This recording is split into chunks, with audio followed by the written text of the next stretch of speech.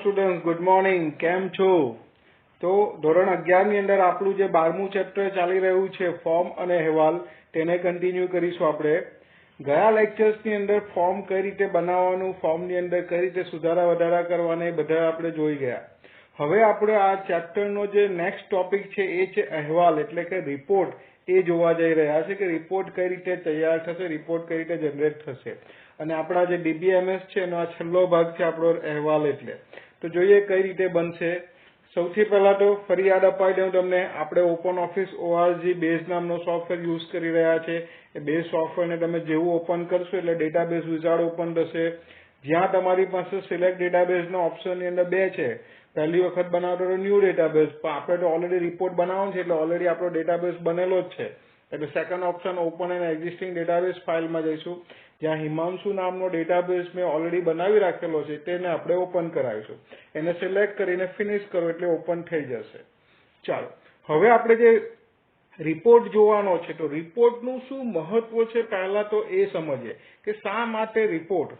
આપણે ડીબીએમએસ ની અંદર ડેટા જે છે તો ડેટાનો સ્ટોર કરી એના માટે ટેબલનો ઉપયોગ કરતા હતા. પછી એ ટેબલની ઉપરથી તમને કોઈ ચોક્કસ માહિતી જોઈતી હોય અથવા ટેબલમાં રેકોર્ડ એક કલરફુલ ફોર્મ સ્ક્રીન ઉપર એન્ટર કરવા માટે આપણે ફોર્મની રચના કરી, જે તમે લાસ્ટ લેક્ચર્સમાં જોયું. પછી આપણે ડેટાબેઝની અંદર જે માહિતીઓ સ્ટોર કરીને રાખી છે, સંગ્રહ કરીને રાખી છે, એ માહિતીઓમાંથી કોઈ ચોક્કસ માહિતીઓ મારે જોઈતી હોય બહાર, તે ચોક્કસ માહિતીઓને અલગ તારવવા માટે આપણે ક્વેરીનો ઉપયોગ કરતા શીખ્યા. હવે આ જે બધી માહિતીઓ મળે છે આપણને, હવે એ માહિતી ટેબલની માહિતી હોય કે ક્વેરીની માહિતી હોય, આ માહિતી જ્યારે મારે અન્ય કોઈ વ્યક્તિ આગળ રિપ્રેઝન્ટ કરવી છે તો ત્યારે શું તકલીફ પડે. ધારો કે તમે જે સોફ્ટવેર યુઝ કરી રહ્યા છો એ સોફ્ટવેર સામેવાળાના કોમ્પ્યુટરમાં નથી, તો એ ચાલવાનું નથી તમારી ડિટેલ્સ. બીજું સૌથી મહત્વની બાબત કે દરેક જગ્યાએ કે તમે કોમ્પ્યુટર લઈ જઈને ત્યાં તમારું જે માહિતી છે દર્શાવવા નથી. એની જગ્યાએ આનો એક બેસ્ટ ઈલાજ છે કે આપણે એને એક હાર્ડ કોપી બનાવી દઈએ, એટલે કે કોમ્પ્યુટરાઇઝ પ્રિન્ટ આઉટ કરાવી દઈએ, અથવા તો આપણે સોફ્ટ કોપીની વાત કરીએ તો એની એક PDF ફાઇલ બનાવી દઈએ આપણે જે કંઈ બી માહિતીઓ મેળવી છે. હવે આ જે પ્રિન્ટ આઉટ કરવા માટે જેની હાર્ડ કોપી બનાવવી પડે કે PDF બનાવવા માટે એની જે સોફ્ટ કોપી તૈયાર કરો, એના માટે આપણે રિપોર્ટ જનરેટ કરવો પડશે. અને રિપોર્ટ દ્વારા આપણે આપણી જે ચોક્કસ માહિતી છે એક સરસ મજાના સારા મેનર્સની અંદર સારા વ્યવસ્થિત દેખાવ સાથે લોકો આગળ રિપ્રેઝન્ટ કરી શકીશું, બતાવી શકીશું. આપણે એનું જે એક ઉદાહરણ જોવાના છીએ આજે, કે આ તમને યાદ હોય તો આપણે ફીસ ડિટેલ નામની ક્વેરી બનાવી હતી, જેની અંદર આપણે બે ટેબલનો ઉપયોગ કરેલો હતો, સ્ટુડન્ટનો અને ફીસનો. પછી સ્ટુડન્ટના ટેબલમાંથી સ્ટાન્ડર્ડ, ડિવિઝન ને બધી માહિતીઓ લીધી હતી.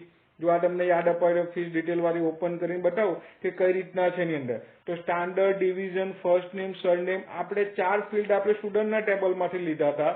ટર્મ ફી, ટ્યુશન ફી અને એક્ટિવિટીઝ ફી છે એ આપણે ફીસના ટેબલમાંથી લીધા.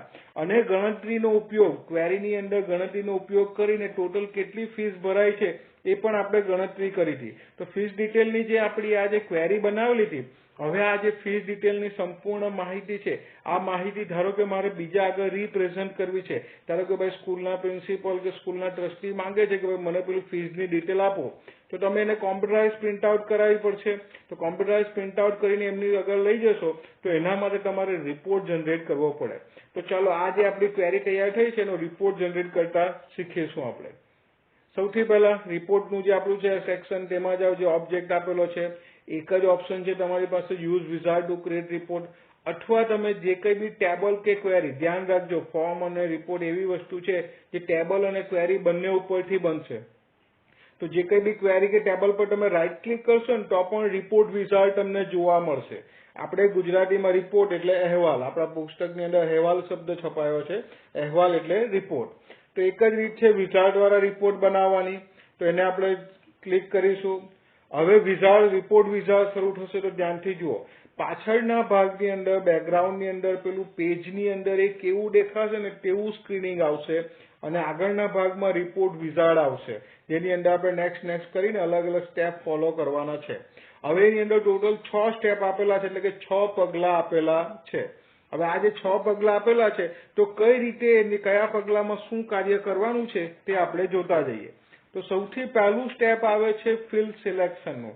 બધા જ તમને યાદ હોય તો આપણે જેટલા પણ ટેબલ બનાવવાનું વિઝાર્ડ જોયું કે ક્વેરી બનાવવાનું વિઝાર્ડ જોયું કે રિપોર્ટ બનાવવાનું કે ફોર્મ બનાવવાનું વિઝાર્ડ જુઓ, દરેકમાં પહેલું આપણું શાનું સ્ટેપ હોય છે? ફિલ્ડ સિલેક્શનનું. હવે ઓલરેડી આપણે જે ફિલ્ડ સિલેક્શન છે તો ફિલ્ડ સિલેક્શનની અંદર આપણે શામાંથી લેવાનું છે? આપણે નક્કી કરેલું છે ફીસ ડિટેલનું. તો ટેબલ ઓર ક્વેરીઝનું જે ઓપ્શન છે એના એરો પર ક્લિક કરશું એટલે આપણને ફીસ ડિટેલ વાળી ક્વેરી મળી જશે. જેવું એને સિલેક્ટ કરશો ને એટલે અવેલેબલ ફિલ્ડમાં એના જે અંદર જેટલા ફિલ્ડ છે બધાનું લિસ્ટ આવી જશે. આવી ગયું. હવે પેલા જે બે એરો વાળા આપેલા છે ને બટન, બે એરો વાળું, એના પર તમે ક્લિક કરશો ને એટલે ફિલ્ડ ઇન રિપોર્ટમાં બધા આપણને બધા જ ફિલ્ડની જરૂર છે, બધાનો જ આખો સંપૂર્ણ રિપોર્ટ તૈયાર કરવાનો છે આપણે. એટલે આપણે બધા જ ફિલ્ડને ત્યાંથી લઈ લઈશું એટલે આ બાજુ ફિલ્ડ ઇન રિપોર્ટમાં આવી જશે. અહીંયા જો તમને આપેલું છે પેલું કઈ રીતે લેવાય તો ટેબલ ઓર ક્વેરી છે ને આપણે ક્લિક કરશો તો જેટલા ટેબલ અને ક્વેરી છે ને બધાનું લિસ્ટ આવી જાય. એમાંથી ફીસ ડિટેલને પસંદ કરો, પછી પેલા બટન પર ક્લિક કરશો એટલે આ બાજુ ફિલ્ડ ઇન રિપોર્ટમાં બધા આપણા ફિલ્ડ આવી ગયા. ચાલો હવે નેક્સ્ટ પર ક્લિક કરો. બીજું સ્ટેપ છે આપણું લેબલિંગ ફિલ્ડ. લેબલિંગ ફિલ્ડ શા માટે યુઝ થાય તે સમજો. જો કે આપણે જે ફીસ ડિટેલ ક્વેરી બનાવેલી છે એની અંદર ઓલરેડી આપણે સારા વ્યવસ્થિત નામ જ આપી દીધા છે એલિયાસનો ઉપયોગ કરીને. પણ નોર્મલી કેવું હોય કે ફિલ્ડ હોય તો ફિલ્ડની અંદર ટૂંકાક્ષરીમાં આપણે ઉપયોગ કરેલો હોય. જ્યાં કે સ્ટાન્ડર્ડ હોય તો STD લખેલું હોય, ડિવિઝન હોય તો DIV લખેલું હોય, ફર્સ્ટ નેમ હોય તો F નેમ લખેલું હોય, L નેમ લખેલું હોય સરનેમ માટે. તો આવું ટૂંકાક્ષરીમાં આપણે ફિલ્ડ નેમ બનાવેલા હોય. હવે બીજા કોઈ વ્યક્તિ આગળ જયારે આને રિપ્રેઝન્ટ કરવાનું હોય તો આવું નામ નહીં ચાલે. એના માટે વ્યવસ્થિત નામ લખેલા હોવા જોઈએ. તો એ જે વ્યવસ્થિત નામ જે છે ને એ આપણે લેબલ દ્વારા બનાવી શકીએ છીએ. એટલે ધારો કે ફિલ્ડમાં STD લખેલું હોય તો સામે લેબલમાં હું લખી દઉં સ્ટાન્ડર્ડ, DIV લખેલું હોય તો સામે લખી દઉં ડિવિઝન, F નેમ લખેલું હોય તો હું લખી દઉં ફર્સ્ટ નેમ, L નેમ લખેલું હોય તો લખી દઉં સરનેમ. આ રીતે સંપૂર્ણ વ્યવસ્થિત લેબલિંગ કરી દો અને પછી આપણે નેક્સ્ટ સ્ટેપમાં જવાનું છે.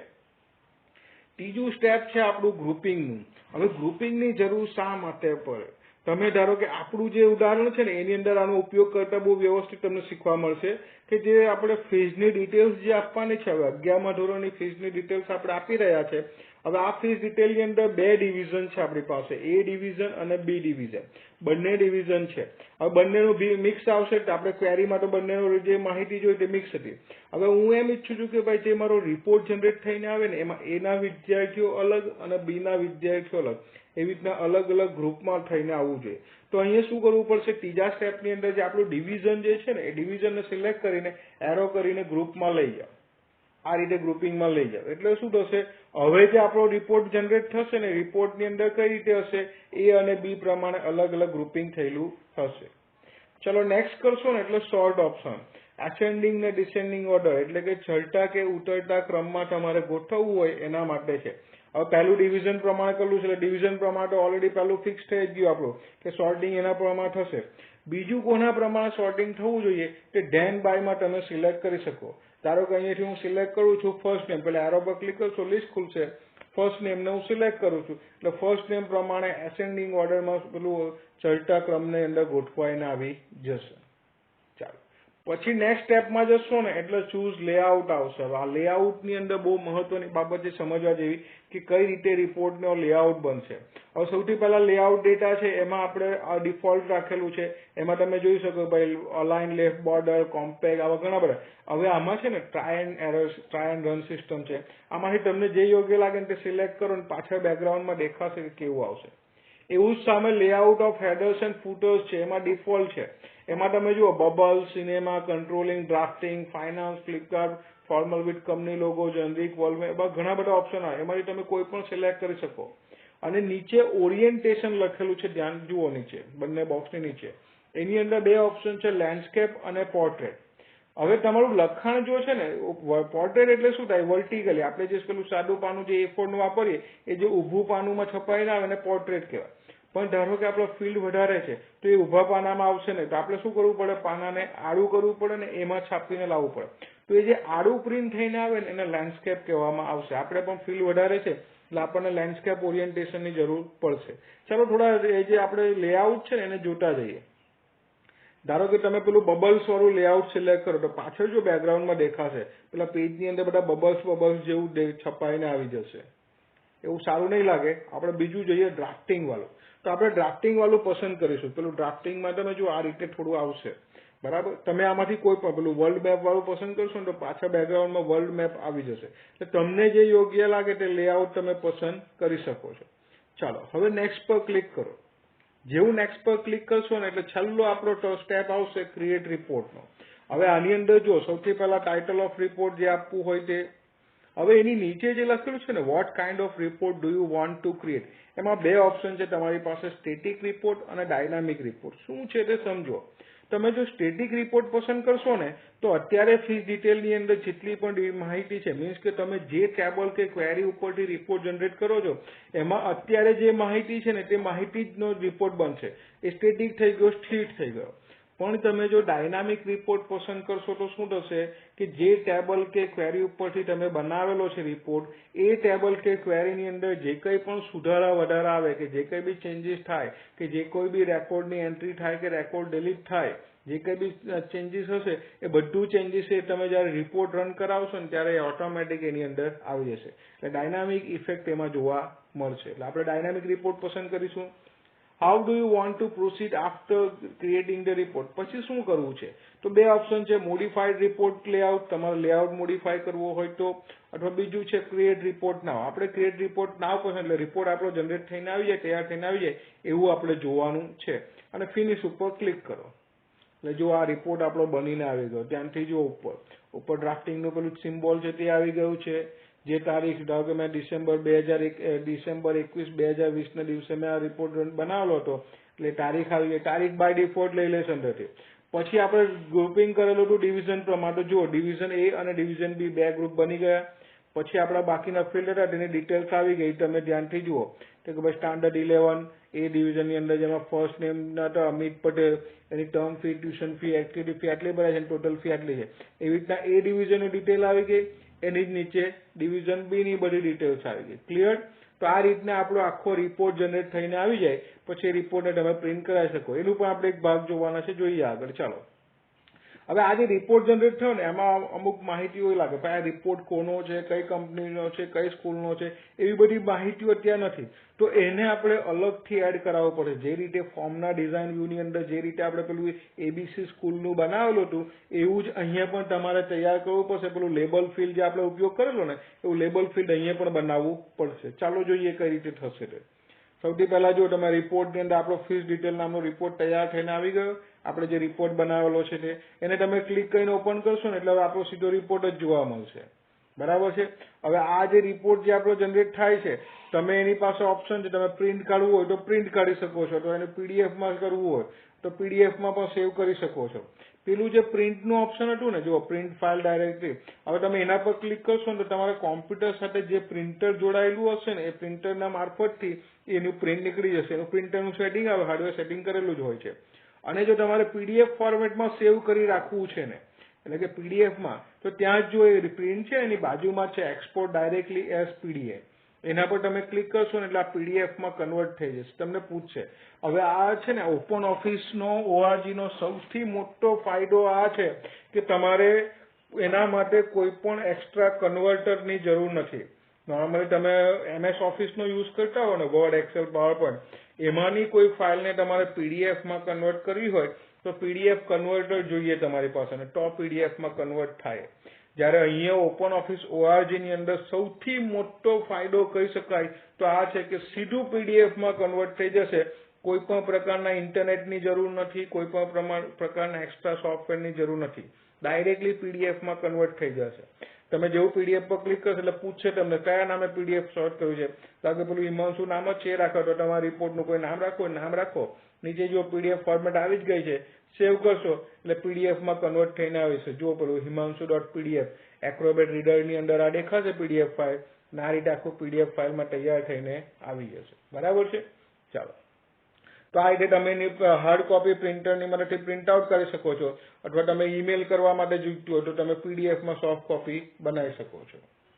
હવે પેલું ઉપર ચેન્જીસ કરીએ. ચાલો તો શું કરવું પડશે? જે તમારી રિપોર્ટ બનેલો છે રિપોર્ટ પર રાઈટ ક્લિક કરીને એડિટમાં જાઓ એટલે ખુલી જશે એડિટનું. હવે ઉપરના ભાગમાં મારે હેડિંગ આપવું છે એબીસી ઇન્ટરનેશનલ સ્કૂલ. તમે કર્સર લઈ જશો ને એટલે કર્સર તમારું ત્યાં આવશે ને ત્યાં તમે લખી દો. કર્સર હોય એટલે તમે ત્યાં ટાઈપ કમ્પ્યુટર કીબોર્ડની મારફતથી લખી શકશો. લખી દો, પછી એને ફોર્મેટ કરીશું. તો જે લખાણ લખેલું છે એને સિલેક્ટ કરો. હવે ઉપર આપણું ફોર્મેટિંગ ટૂલબાર આપેલું છે, તેની અંદર જુઓ તો પહેલું છે ફોન્ટ. ધારો કે ભાઈ અલ્જેરિયન ફોન્ટ છે, તમને જે ફોન્ટ યોગ્ય લાગે તે ફોન્ટ તમે પસંદ કરી શકો છો. ફોન્ટ લઈ લો. પછી એની બાજુમાં ફોન્ટની સાઇઝ પણ નાની મોટી કરવી હોય તો કરી શકો. ધારો કે ભાઈ મોટી સાઇઝમાં મારે લેવું છે તો ફોન્ટ સિલેક્ટ કર્યા પછી એને મોટી સાઇઝમાં સિલેક્ટ કરો, મોટી સાઇઝમાં સિલેક્ટ કરી લો. એની બાજુમાં તમે જુઓ બી લખેલું છે, બોલ્ડ કરી શકો, ઇટાલિક કરી શકો, અંડરલાઇન આપી શકો છો. બાજુમાં અલાઇનમેન્ટ સેટ કરી શકો છો. આગળ એ ને એની નીચે લાલ કલર જેવું છે ત્યાં જઈને એનો કલર તમારે બદલવો હોય, કારણ કે કલર પ્રિન્ટ આઉટ કરાવી હોય તો કલર પણ તમે લખાણનો ચેન્જ કરી શકો છો. બરાબર છે. જે કંઈ બી ફોર્મેટિંગ કરવું છે, જે કંઈ બી ચેન્જીસ કરવું છે એ બધું ચેન્જીસ તમે કરી દો, કમ્પ્લીટ કરી દો અને પછી ઓકે કરી દો, સેવ કરી દો. પછી જ્યારે આ રિપોર્ટને તમે ઓપન કરાવશો ને તો જુઓ આ રીતે દેખાશે. આપણો પેલો ડ્રાફ્ટિંગનો સિમ્બોલ આવી ગયો, જે તારીખે બનેલું છે તારીખ આવી ગઈ, આપણે જે ઓર્ગેનાઇઝેશન સંસ્થા છે એનું નામ આવી ગયું અને નીચે આપણો રિપોર્ટ જનરેટ થઈ ગયો. હવે તો તમને ખબર જ છે ને, પ્રિન્ટના એના પર લઈ જઈને પ્રિન્ટ કરો તો કોમ્પ્યુટરાઇઝ પ્રિન્ટ થઈને આપણી પાસે આવી જશે, અથવા પીડીએફમાં કન્વર્ટ કરી દો તો પીડીએફ જનરેટ થઈ જશે આપણી. બરાબર છે. એટલે આ રીતે આપણો રિપોર્ટ આખો જનરેટ થઈને આવી જશે અને આપણી પાસે જે ટેબલ કે ક્વેરીમાં જે માહિતી છે એ માહિતીને હાર્ડ કોપી સ્વરૂપે આપણે કોઈને પણ રજૂઆત કરવી હોય અને કોઈ વ્યક્તિ આગળ તો એને રજૂઆત કરી શકીશું. બરાબર છે. તો અહીંયા આપણો આ ભાગ પૂરો થાય છે. રિપોર્ટ એટલે આપણો છેલ્લો ભાગ આવી ગયો. ફરી યાદ અપાઈ દઉં તમને, DBMS ની અંદર આપણે શું જોયું હતું તો ડેટાબેઝ મેનેજમેન્ટ સિસ્ટમ જે છે, ડેટાબેઝ મેનેજમેન્ટ સોફ્ટવેર જે છે આપણો, એ 4 ભાગ છે. સૌથી પહેલા ટેબલ આવશે, ટેબલના ફિલ્ડ ને બધું લઈને ટેબલ બનાવી દો. ટેબલ પરથી ફોર્મ બનાવી દો. પછી ફોર્મની અંદર તમે જેમ જેમ રેકોર્ડ એન્ટર કરતા જશો ને તેમ તેમ એ રેકોર્ડ બધા ક્યાં આવતા જશે? ટેબલની અંદર સ્ટોર થતા જશે. એટલે આપણો ટેબલનો ડેટા થઈ ગયો. હવે આપણી પાસે જે જેટલા પણ ટેબલ છે, ટેબલમાંથી અમુક ચોક્કસ માહિતીઓ જોઈતી હોય તે ચોક્કસ માહિતીઓ મેળવવા માટે આપણે શાનો ઉપયોગ કરીશું? ક્વેરીનો ઉપયોગ કરીશું. એટલે ક્વેરી તૈયાર થશે આપણી. ક્વેરી તૈયાર થઈને આપણે ચોક્કસ આઉટપુટ આપણે મેળવી શકીશું. એ જે ચોક્કસ પ્રકારનો આઉટપુટ આપણને જે મળી રહ્યો છે એ ચોક્કસ પ્રકારના આઉટપુટમાંથી તમારે બીજા કોઈ આગળ રિપ્રેઝન્ટ કરવું હોય તો એના માટે તમારે રિપોર્ટ જનરેટ કરવો પડે. આ રીતે આખો આપણો DBMS સોફ્ટવેર કામ કરશે. બરાબર છે. તો અહીં આપણું DBMS નો પાર્ટ પૂરો થાય છે. હું Himanshu Chauhan, thank you for watching મી. આપ સૌનો ખૂબ ખૂબ આભાર માનું છું. હંમેશા ખુશ અને સુરક્ષિત રહો. હરિ ઓમ.